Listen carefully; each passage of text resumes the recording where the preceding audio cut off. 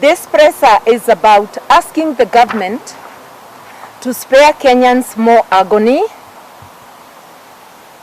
to tell the government that it must do more to cushion Kenyans against the impact of COVID-19.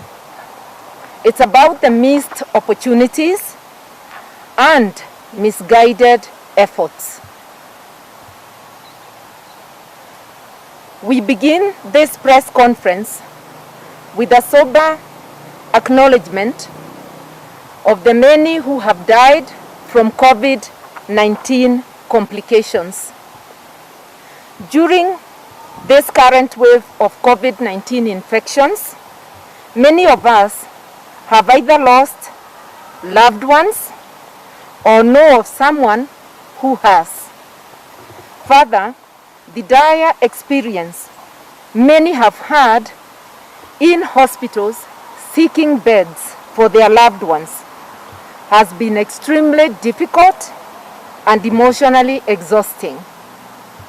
Our prayers are with those who have lost their loved ones as we continue to navigate this very challenging period, whose severity could have been mitigated by better planning and preparedness by our government. We are compelled to issue this statement in response to the recent lockdown measures announced by the President last Friday. Among other measures, the President announced cessation of movement in 5 counties: Nairobi, Kiambu, Machakos, Kajiado, Nakuru. These 5 counties are the gateway to all the other counties of Kenya. So in effect, this cessation of movement in 5 counties is in effect a lockdown of the entire country. The first lockdown that was initiated almost a year ago to date resulted in economic shockwaves that reverberated countrywide and continue to have an impact to this present day. Although several stimulus interventions were put in place to cushion Kenyans at that time, the impact of the pandemic resulted in massive job losses, disruption of schooling, strained healthcare provision, and more challenges were experienced and are still being experienced. It was as though the country's heart had stopped beating. The relaxation of the lockdown 4 months later was therefore a welcome relief, coming at a time many businesses had greatly suffered losses, forcing them to either scale down or close down altogether. As Kenyans were suffering, COVID millionaires and billionaires were being minted. These continue to walk scot-free, enjoying their ill-gotten wealth, while Kenyans continue to be ravaged by COVID-19 and are ill-served by an equally ill-prepared health system that is unable to respond to the critically ill and unable to provide adequate vaccines for the eligible.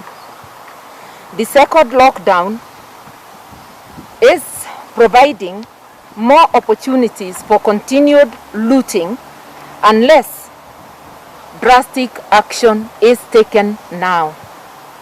It is against this background that Kenyans have reacted with shock to the second lockdown, which comes at a time when businesses were beginning to recover, some more successfully than others, some were struggling and are still struggling, and some were unable to resume operations.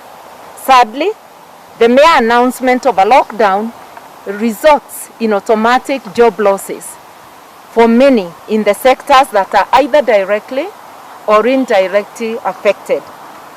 The cost of living continues to rise, exacerbated by unjustifiable rises in fuel prices. Parts of the country are facing a looming food crisis. There is desperate lack of access to healthcare for many, against a backdrop of overwhelmed and overworked and underprotected healthcare workforce. We are greatly aggrieved that the Jubilee administration did not outline any measures to address these hardships as they announced the lockdown. A lockdown is not an end in itself. It is supposed to slow community transmission while giving the country adequate time to prepare to respond to the pandemic. This is actually what the first lockdown should have done for us. This is what it should have achieved, but did not achieve because nothing was done. Without plans and funding to procure adequate vaccines and improve our health services in all the 47 counties, the lockdown is but a haphazard measure that will only create more suffering to the vulnerable without any tangible benefit. Kenyans will recall that a majority of citizens zealously observed the COVID-19 protocols and that it is the top political class who led their supporters into mass rallies for BBI and for the just concluded by-elections, and who broke all the known COVID protocols. It is sad that it is Kenyans, the ordinary citizens, who are now facing the hardships brought about by the lockdown. I would say bearing the burden of these brutal economic realities. We are telling the government that it must do the following in order to cushion Kenyans against the impact of the response to the new wave of COVID-19. The President and his cabinet must do the following. 1, immediately take up the cost of testing and treatment of COVID-19 in all government facilities countrywide. 2, intensify testing and vaccination in the areas designated as disease-infected zones. That is the 5 counties, to ensure a return to normalcy at the earliest opportunity. But we also insist that the vaccine should be available countrywide to the eligible. The government must urgently procure adequate vaccines to cover all those in need and eligible for the vaccines. The government must take immediate steps to enhance capacity in all county hospitals for testing and response to the critically ill, including the management of the daily health needs of Kenyans. The government must immediately provide food subsidies and expand cash transfers to the vulnerable. The government must fast-track investigations and prosecutions in the COVID-19 related corruption as a way of building trust in the response process. That's the only way we can know that this is not yet another opportunity to create another band of COVID millionaires and billionaires. Finally, the government must institute taxation measures to cushion the citizens and businesses from the adverse economic effects of the lockdown. The government must also consult with businesses and with Kenyans on the way forward in order to bridge the gap between policy pronouncements and the needs of Kenyans. We thank you. And let's see if there are questions. taken on the 21 days that you give her that part? May I begin with that last part? As citizens, our duty is to keep demanding accountability from the government, to keep applying the pressure for the government to step up the plate. The President promised in 21 days to have investigations of the heist known as the COVID millionaires or billionaires investigated. This has failed. We are reminding him for the umpteenth time. 21 days are over. We have another COVID wave.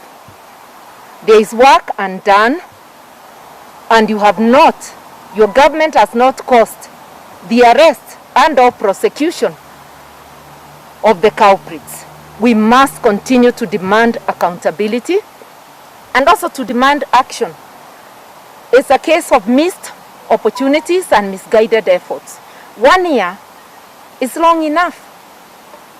Kenya should have been able to organize county hospitals in all the 47 counties to respond to the pandemic. By now we should be having testing capacity in all the 47. We should be having capacity to respond to the critically ill, and we should have had the benefit of improved healthcare services across the counties to respond to the daily ailments that afflict Kenyans. This is what we are talking about. We are fulfilling our civic duty as citizens, as a political party, to demand accountability. And we will not tire to do this.